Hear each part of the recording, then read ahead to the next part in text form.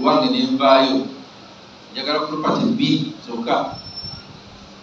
William Street ne efaamu y'emijeera nanyo obukadde 10,19 simukanse busasule omwezi tegundagwako njagala only 2 weeks njagala okusibiri nga bampadde abasupimu kanso abakwatibwako bakadde baffe ebya title B ya William Street ne faamu y'emijeera nze mu weeks 2 nonyo 19 tusasule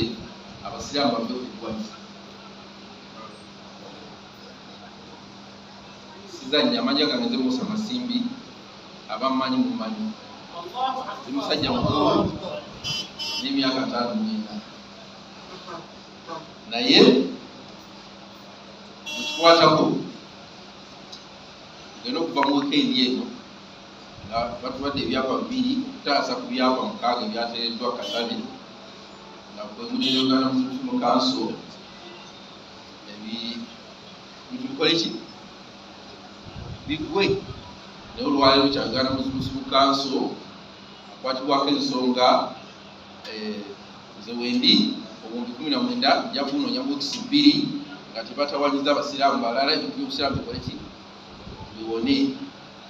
kibuuzo kyenjagala okuleka mu ddiiro omuntu akibuuze nawuliddeko ku butambi abakwatibwako ku nsonga babuuza justice ettaka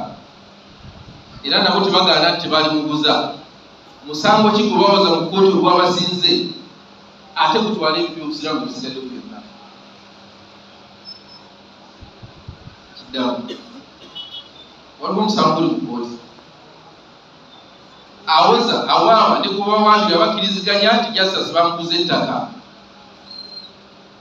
naye kati ebintu by'obusiraamu byonna bye tulina babitadde ku nnyondo kubanga bamuguza ettaka saagala kufa bo bazitunda lwa nsonga ki oba lwa nsonga ki